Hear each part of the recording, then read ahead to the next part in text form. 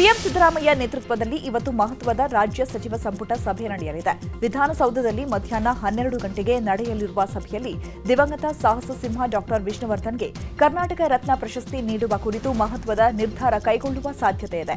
ಜೊತೆಗೆ ಬೆಂಗಳೂರಿನ ಅಭಿಮಾನ್ ಸ್ಟುಡಿಯೋದಲ್ಲಿ 10 ಗುಂಟೆ ಜಾಗವನ್ನು ಡಾಕ್ಟರ್ ವಿಷ್ಣುವರ್ಧನ್ ಸಮಾಧಿ ನಿರ್ಮಾಣಕ್ಕೆ ಕೊಡಬೇಕಾ ಬೇಡವಾ ಅನ್ನೋದರ ಬಗ್ಗೆಯೂ ಚರ್ಚೆ ನಡೆಯಲಿದ್ದು, ರಾಜ್ಯದ ಅಭಿವೃದ್ಧಿ ಸಂಬಂಧ ಕೆಲ ಆಡಳಿತಾತ್ಮಕ ವಿಷಯಗಳ ಬಗ್ಗೆ ತೀರ್ಮಾನ ಕೈಗೊಳ್ಳುವ ಸಾಧ್ಯತೆ ಇದೆ. ಬಿಜೆಪಿಗೆ ಸೇರ್ತಾರೆ ಎಂಬ ಆರೋಪದ ಬಗ್ಗೆ ಮಾಜಿ ಸಚಿವ ಕೆಎನ್ ರಾಜಣ್ಣ ತಿರುಗೇಟು ಕೊಟ್ಟಿದ್ದಾರೆ. ಸ್ವಕ್ಷೇತ್ರ ಮಧುಗಿರಿಯ ಕೊಡಿಗೇನಹಳ್ಳಿಯಲ್ಲಿ ಮಾತನಾಡಿದ ರಾಜಣ್ಣ, ನಿನ್ನೆ ಮೊನ್ನೆಯಿಂದ ಟಿವಿಗಳಲ್ಲಿ ನಾನು ಬಿಜೆಪಿ ಸೇರ್ಪಡೆ ಆಗ್ತೇನೆ ಅಂತ ತೋರಿಸಿದ್ದಾರೆ. ನಾನು ಯಾಕೆ ಬಿಜೆಪಿಗೆ ಸೇರ್ಲಿ? ಸೇರೋರು ಸೇರ್ತಾರೆ. ನನಗೆ ಬಿಜೆಪಿಗೆ ಸೇರುವ ಅವಶ್ಯಕತೆ ಇಲ್ಲ. ನಾನು ಯಾವ ಪಾರ್ಟಿಯಿಂದ ನಿಂತರೂ ಜನ ಓಟ್ ಹಾಕ್ತಾರೆ. ಇಂಡಿಪೆಂಡೆಂಟ್ ಆಗಿ ನಿಂತರೂ ಮತ ಹಾಕ್ತಾರೆ. ಸಿದ್ದರಾಮಯ್ಯ ಇರೋ ತನಕ ನನ್ನ ಭವಿಷ್ಯಕ್ಕೆ ಸಮಸ್ಯೆ ಇಲ್ಲ ಅಂತ ಹೇಳಿದರು.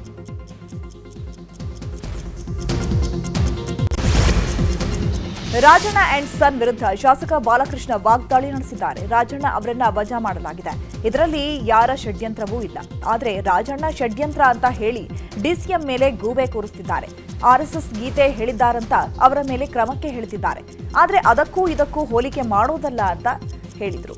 ನಾವು ಕೂಡ ಸಿದ್ದರಾಮಯ್ಯನವರ ಶಿಷ್ಯರೇ ಅಂತ ರಾಜಣ್ಣಗೆ ಟಾಂಗ್ ಕೊಟ್ಟರು.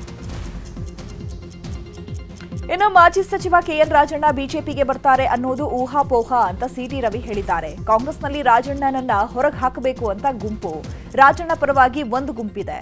ರಾಜಣ್ಣ ಬಿಜೆಪಿಗೆ ಬರ್ತೀನಿ ಎಂದಿಲ್ಲ, ನಾವು ಅವರನ್ನ ಕರೆದಿಲ್ಲ ಅಂತ ಹೇಳಿದರು. ಜಕ್ಕೂರು ಏರೋಡ್ರಮ್ ಅಭಿವೃದ್ಧಿ ಸಂಬಂಧ ನಿನ್ನೆ ನಡೆದ ಸಭೆ ಮುಕ್ತಾಯವಾಗಿದೆ. ಸಭೆ ಬಳಿಕ ಸಿಎಂ ಸಿದ್ದರಾಮಯ್ಯ ಮಾತನಾಡಿ, 2 ರೀತಿಯ ಪ್ಲಾನ್ ಇದೆ. ಜಕ್ಕೂರು ಏರೋಡ್ರಮ್ ಅಭಿವೃದ್ಧಿ ವಿಚಾರವಾಗಿ ಕೋರ್ಟ್ ತೀರ್ಪು ಇದೆ. ಒಟ್ಟು 200 ಎಕರೆ ಜಾಗವಿದ್ದು ಏರ್ಪೋರ್ಟ್ ಮಾಡುವಾಗ ಫ್ಲೈಓವರ್ ಬರುವ ಬಗ್ಗೆ ಮಾಹಿತಿ ಇರಲಿಲ್ಲ. ಫ್ಲೈಓವರ್ ಬಂದಿರೋದ್ರಿಂದ ಸಮಸ್ಯೆಯಾಗಿದೆ. ಸರ್ಕಾರದಿಂದಲೇ ಜಕ್ಕೂರು ಏರೋಡ್ರಮ್ ಅಭಿವೃದ್ಧಿ ಮಾಡ್ತೇವೆ ಅಂತ ಹೇಳಿದರು. ಈ ಬಗ್ಗೆ ನ್ಯೂಸ್ 18 ನಿರಂತರ ವರದಿ ಬಿತ್ತರಿಸಿತ್ತು.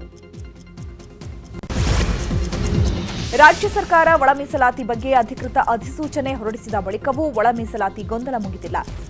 ಆದಿ ಕರ್ನಾಟಕ, ಆದಿ ದ್ರಾವಿಡ, ಆದಿ ಆಂಧ್ರ ಮತ್ತು ಅಲೆಮಾರಿಗಳಿಗೆ ಪ್ರತ್ಯೇಕ ಶೇಕಡ 1% ಮೀಸಲಾತಿಗೆ ಆಗ್ರಹ ಮುಂದುವರೆದಿದೆ. ಶೇಕಡ 1% ಮೀಸಲಾತಿ ನೀಡಬೇಕು ಅಂತ ಆಗ್ರಹಿಸಿ ಫ್ರೀಡಂ ಪಾರ್ಕ್ನಲ್ಲಿ ಪ್ರತಿಭಟನೆ ನಡೆಸಲಾಗ್ತಾ ಇದೆ.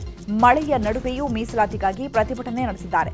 ಬಳಿಕ ಪ್ರತ್ಯೇಕ ಮೀಸಲಾತಿಗೆ ಆಗ್ರಹಿಸಿ ಕಾವೇರಿ ನಿವಾಸದಲ್ಲಿ ಸಿಎಂಗೆ ಮನವಿ ಸಲ್ಲಿಕೆ ಮಾಡಲಾಗಿದೆ. ಬಿಜೆಪಿ ರಾಜ್ಯಾಧ್ಯಕ್ಷ ಬಿವೈ ವಿಜಯೇಂದ್ರ ತಮ್ಮ ಸ್ವಕ್ಷೇತ್ರ ಶಿಕಾರಿಪುರದ ವಿವಿಧ ಗ್ರಾಮಗಳಿಗೆ ಭೇಟಿ ನೀಡಿದ್ದಾರೆ. ಈ ಸಂದರ್ಭದಲ್ಲಿ ತಮ್ಮ ತಂದೆಯವರು ಬಳಸಿದ್ದ ಅಂಬಾಸಿಡರ್ ಕಾರನ್ನೇ ಬಳಸಿದ್ದಾರೆ.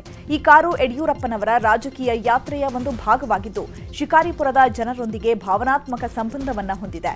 ಈ ಅಂಬಾಸಿಡರ್ ಕಾರು ಕೇವಲ ವಾಹನವಲ್ಲ, ಇದು ನನ್ನ ತಂದೆಯವರ ಕಷ್ಟಪಟ್ಟ ರಾಜಕೀಯ ಪಯಣದ ಸಂಕೇತ ಅಂತ ಸಾಮಾಜಿಕ ಜಾಲತಾಣದಲ್ಲಿ ಭಾವುಕರಾಗಿ ಹೇಳಿಕೊಂಡಿದ್ದಾರೆ.